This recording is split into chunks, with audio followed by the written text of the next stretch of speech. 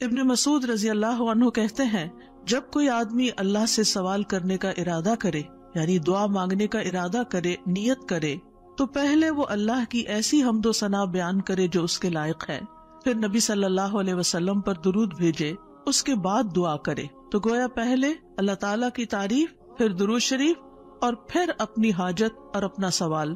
بس اس طرح کرنے سے ممکن ہوگا کہ وہ کامیاب ہو جائے، یعنی اس کی دعا پوری ہو جائے۔ مسند احمد کی ایک روایت میں آتا ہے رسول اللہ صلی اللہ علیہ وسلم نے ایک آدمی کو نماز میں دعا کرتے ہوئے سنا کہ اس نے نہ اللہ عز و جل کا ذکر کیا اور نہ ہی نبی صلی اللہ علیہ وسلم پر درود پڑھا، یعنی جو آخر میں ہم التحیات میں پڑھتے ہیں۔ تو رسول اللہ صلی اللہ علیہ وسلم نے فرمایا اس نے جلد بازی سے کام لیا، پھر اسے بلایا اور اسے اور دوسروں سے فرمایا جب تم میں سے کوئی شخص نماز پڑھے تو پہلے اپنے رب کی تعریف و ثنا کرے۔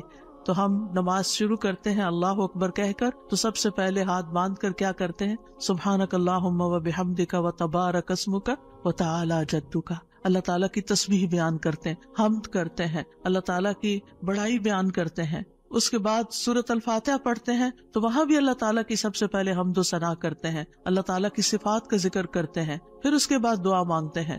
اسی طرح جب ہم نماز کا اختتام کر رہے ہوتے ہیں تو نماز کے اختتام پر بھی اللہ تعالیٰ کی تعریف کے بعد پھر ہم درود شریف پڑھتے ہیں، اور نماز کے بالکل آخری حصے میں پھر جتنی چاہیں دعائیں مانگے، پھر دعائیں قبول بھی ہوتی ہیں۔ تو یہ نماز کے اینڈ پر، یعنی پہلے حمد و ثنا، اللہ کا ذکر، تسبیحات جیسے رکوع میں تسبیح، اور پھر رکوع سے اٹھتے ہوئے اللہ تعالیٰ کی تعریف، اور پھر مختلف ارکان ادا کرتے ہوئے بار بار اللہ اکبر کا کہنا، اور پھر اس کے بعد یہ کہ جب سارے کام پورے ہو جاتے ہیں تو پھر اللہ تعالیٰ سے مانگا جاتا ہے کہ اللہ تعالیٰ تو ہمیں عطا کر۔ تو جس نے پہلے اپنے رب کی تعریف کی، پھر نبی صلی اللہ علیہ وسلم پر درود پڑھا اور پھر اس کے بعد دعا کی تو اس کی دعا قبول ہوگی۔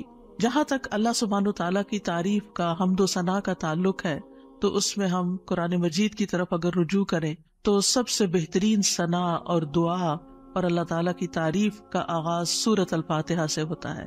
الحمد للہ رب العالمین الرحمن الرحیم مالک یوم الدین ایاک نعبد و ایاک نستعین اہدنا الصراط المستقیم صراط الذین انعمت علیہم غیر المغضوب علیہم ولا الضالین۔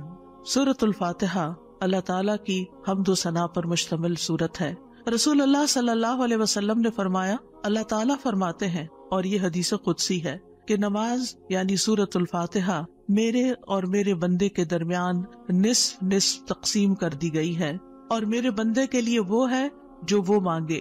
جب بندہ الحمدللہ رب العالمین کہتا ہے تو اللہ تعالیٰ فرماتے ہیں میرے بندے نے میری حمد بیان کی۔ تو گویا سورۃ الفاتحہ میں سب سے پہلے ہم کیا کرتے ہیں؟ قرآن مجید کے آغاز میں الحمدللہ کہتے ہیں، تعریف سے بات شروع کرتے ہیں۔ پھر فرمایا اور جب وہ الرحمن الرحیم کہتا ہے تو اللہ تعالیٰ فرماتا ہے میرے بندے نے میری ثنا کی، یعنی میری تعریف بیان کی۔ اور جب وہ مالک یوم الدین کہتا ہے تو اللہ تعالیٰ فرماتے ہیں میرے بندے نے میری بزرگی بیان کی، یا فرماتا ہے کہ میرے بندے نے اپنے کام میرے سپرد کر دیے۔ اور جب وہ ایاک نعبد و ایاک نستعین کہتا ہے تو اللہ تعالیٰ فرماتا ہے یہ میرے اور میرے بندے کے درمیان ہے، اور میرے بندے کے لیے وہ ہے جو اس نے مانگا ہے، میرے بندے کے لیے وہ ہے جو اس نے مانگا ہے۔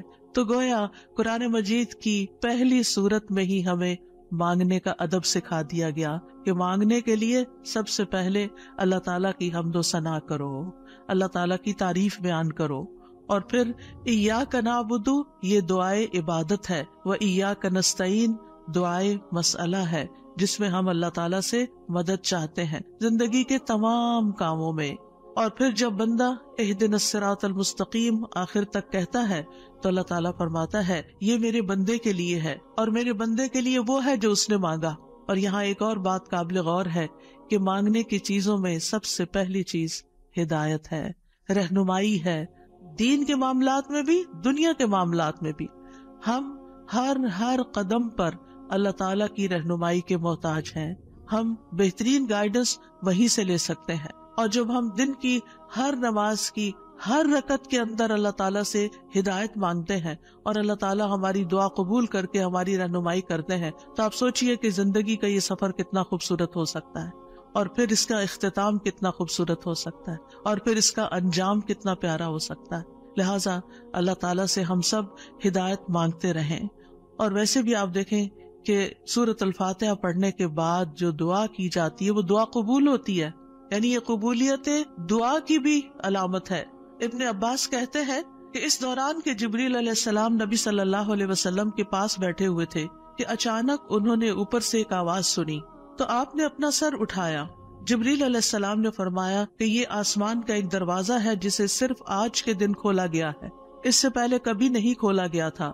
پھر اس سے ایک فرشتہ اترا تو جبریل علیہ السلام نے فرمایا یہ فرشتہ جو زمین کی طرف اترا ہے یہ آج سے پہلے کبھی نہیں اترا۔ پھر اس فرشتے نے سلام کیا اور کہا کہ آپ کو 2 نوروں کی خوشخبری ہے جو آپ کو دیے گئے اور آپ سے پہلے کسی نبی کو نہیں دیے گئے، ایک سورۃ الفاتحہ اور دوسری سورۃ البقرہ کی آخری 2 آیات۔ جب بھی آپ ان دونوں میں سے کوئی بھی دعائیہ جملے پڑھیں گے، یعنی اہدنا الصراط المستقیم اور وہاں پر آمن الرسول کے آخر میں جو دعائیں آتی ہیں، تو آپ کو مانگی ہوئی چیز ضرور عطا کر دی جائے گی۔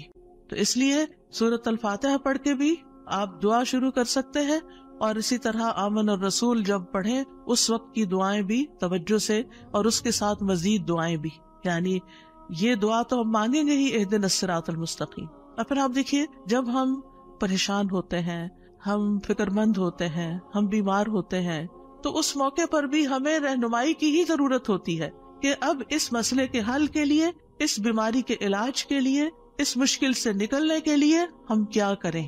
پھر اللہ تعالیٰ راستہ دکھا دیتا ہے اور ہم اس راستے کو اختیار کرتے ہیں اور اس مشکل سے باہر آ جاتے ہیں۔ تو اس لیے انسان کو ان دونوں چیزوں پر پورا اعتماد ہونا چاہیے۔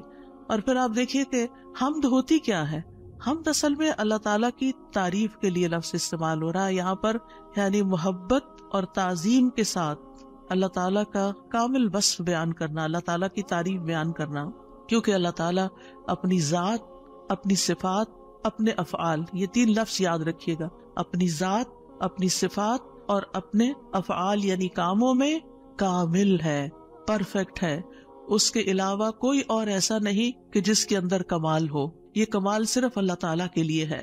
اس لیے تعریف بھی اللہ ہی کی، وَلِلَّهِ الْحَمْدُ رَبِّ السَّمَاوَاتِ وَرَبِّ الْأَرْضِ رَبِّ الْعَالَمِينَ، کہ سب تعریف اللہ ہی کے لیے ہے جو آسمانوں کا رب ہے، زمین کا رب ہے اور سارے جہان والوں کا رب ہے، کیونکہ اسی نے سب کو پیدا کیا، زمین و آسمان اور جو کچھ ان کے بیچ میں ہے۔ اور پھر یہ کہ ہر نعمت جو ہمیں ملی اسی کی طرف سے، سب چیزوں کو پیدا کرنے والا خالق وہ، ہمارا بھی خالق وہ، اور پھر اس کے بعد ہمارا مالک بھی وہ، ہمارا رازق بھی وہ، جو کچھ بھی ہمارے پاس ہے وَمَا بِكُم مِّن نِّعْمَةٍ فَمِنَ اللَّهِ، اسی کی طرف سے ہے۔ اس لیے سب تعریف بھی اسی کی، جب سب کچھ دیا اس نے تو پھر شکر بھی اسی کا ادا کرنا چاہیے۔ اور پھر آپ دیکھیے کہ ہدایت کا سبب جو کتاب اللہ ہے وہ بھی اللہ نے ہمیں دی، لہٰذا اس پر بھی اللہ تعالیٰ کی تعریف۔ تو اللہ تعالیٰ نہ صرف یہ کہ دنیا میں بلکہ آخرت میں بھی تعریف کا حقدار ہے۔ الحمدللہ الذی لہ ما فی السماوات وما فی الارض وَلَهُ الْحَمْدُ فِي الْآخِرَةِ وَهُوَ الْحَكِيمُ الْخَبِيرُ، سب تعریف اللہ کے لیے ہے کہ جو کچھ آسمانوں میں ہے اور جو کچھ زمین میں ہے سب اسی کا ہے، اور آخرت میں بھی سب تعریف اسی کے لیے ہے، وہی کمال حکمت والا، ہر چیز کی خوب خبر رکھنے والا ہے۔ اور پھر اللہ تعالیٰ کی صفات کا جو ذکر ہے کہ کیوں نہ اس کی تعریف کی جائے، کیونکہ وہ تو مہربان ہے، رحمان اور رحیم ہے، اور اللہ تعالیٰ کی 100 رحمتیں ہیں جن میں سے صرف ایک اس دنیا کے لیے، باقی 99 آخرت کے لیے۔ اس لیے تعریف دنیا میں بھی اللہ کی اور آخرت میں بھی۔ اور پھر مالک یوم الدین بھی وہی ہے کہ جس دن ہمارے اعمال کا فیصلہ ہوگا، اس لیے تعریف اسی کی کہ اس نے یہ فیصلہ اپنے ہاتھ میں رکھا ہے، اور پھر ہم اسی کی عبادت کرتے ہیں۔ جس رب کی اتنی صفات ہو پھر اس کی عبادت کیوں نہ کی جائے، اور اسی سے ہم مدد چاہتے ہیں، اور سب سے پہلے ہدایت چاہتے ہیں، اور پھر انعام یافتہ لوگوں میں شامل ہونا چاہتے ہیں، ان لوگوں میں نہیں جن پر رب ناراض ہے، اور ان میں بھی نہیں کہ جو بھٹکے ہوئے لوگ ہیں۔ تو سورۃ الفاتحہ میں جہاں دعا کا ادب بیان ہو رہا ہے وہاں اللہ تعالیٰ کی صفات کا بھی ذکر ہے، کیونکہ فَلِلَّهِ الْأَسْمَاءُ الْحُسْنَى فَادْعُوهُ بِهَا، سب اچھے اچھے نام اللہ کے ہیں، لہٰذا ان ناموں کے ساتھ اس کو پکارو، یعنی اس کی صفات بیان کر کے، اس کی تعریف کر کے اس کو پکارو۔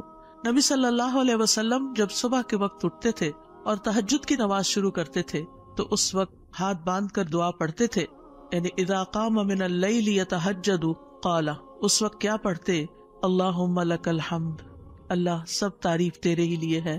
انت قیم السماوات والارض ومن فیہن ولک الحمد لک ملک السماوات والارض ومن فیہن ولک الحمد انت نور السماوات والارض ولک الحمد انت الحق ووعدک الحق ولقاؤک حق وقولک حق والجنت حق والنار حق والنبیون حق ومحمد صلی اللہ علیہ وسلم حق والساعۃ حق. اس کے بعد دعا کرتے اللہم لک اسلمت وبک آمنت وعلیک توکلت وإلیک انبت وإلیک خاصمت وإلیک حاکمت فاغفر لی ما قدمت وما اخرت وما اسررت وما اعلنت انت المقدم وانت المؤخر لا الہ الا انت.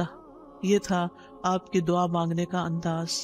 کتنی زیادہ پہلے اللہ تعالیٰ کی تعریف کی اور پھر اس کے بعد اپنا آپ اللہ تعالیٰ کے سپرد کیا، اور آخر میں جو معصوم عن الخطا ہے نبی صلی اللہ علیہ وسلم، جن کی کوئی غلطیاں ہی نہیں، کوئی گناہ ہی نہیں، وہ کیا مانگ رہے ہیں؟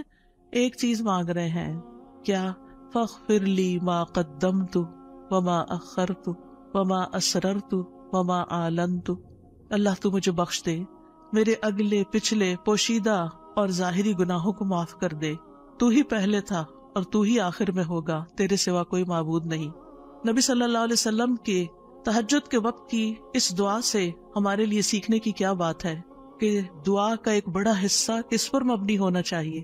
اللہ تعالیٰ کی تعریف پر مبنی ہونا چاہیے. لیکن ہم نے کبھی یہ دعا کا سلیقہ سیکھا ہی نہیں، اللہ تعالیٰ کی یہ تعریف کبھی اس طرح کی ہی نہیں. ہمیں صرف اپنا آپ ہی یاد رہتا ہے، صرف اپنے مسائل یاد رہتے ہیں، صرف اپنی پریشانیوں کا ذکر رہتا ہے. اللہ تعالیٰ کی حمد و ثنا ہم بھولے رہتے ہیں. اور پھر یہ کہ اللہ سبحانہ و تعالیٰ کی حمد و ثنا کا حق ادا نہیں ہو سکتا جتنی بھی ہم کریں. اس لیے جو اللہ کے پیارے بندے ہوتے ہیں وہ اللہ تعالیٰ کی حمد و ثنا میں زیادہ وقت لگاتے ہیں. تو آج سے جو سیکھنے کی بات ہے، جو ٹیک ہوم میسج ہے، وہ یہ کہ ہم اگر چاہتے ہیں کہ اللہ تعالیٰ ہماری مشکلات آسان کرے، ہمیں بخش دے دنیا میں بھی اور آخرت میں بھی، تو پھر اللہ کی تعریف بیان کریں، اللہ کی توحید بیان کریں، اللہ تعالیٰ کی حمد بیان کریں، اللہ تعالیٰ کی تکبیر بیان کریں، اللہ تعالیٰ کی تسبیح بیان کریں. اور پھر ہم دیکھتے ہیں کہ قیامت کے دن اللہ تعالیٰ نبی صلی اللہ علیہ وسلم کو سفارش کرنے سے پہلے اپنی حمد سکھائیں گے. یعنی ایک تو دنیا کے دعائیں ہیں نا جو دنیا میں ہم مانگتے ہیں، اور آخرت میں اس بات کی دعا کہ اللہ تعالیٰ آپ حساب کتاب قائم کر دیں، یہ بھی ایک دعا ہوگی نا. یہ سفارش ایک دعا ہے، لیکن اس سفارش سے پہلے کیا ہوگا؟ یعنی قیامت کے دن جب لوگ پریشان ہوں گے، انبیاء کے پاس جائیں گے تو انبیاء ان کو آگے بھیجتے جائیں گے حتیٰ کہ لوگ محمد صلی اللہ علیہ وسلم کے پاس آئیں گے. تو حدیث میں آتا ہے کہ وہ کہیں گے تم سب محمد صلی اللہ علیہ وسلم کے پاس جاؤ، اللہ نے ان کے اگلے پچھلے سب گناہ معاف فرما دیے ہیں. تو وہ سب میرے پاس آئیں گے تو میں سب کو لے کر اللہ کی بارگاہ میں حاضر ہونے کی اجازت چاہوں گا.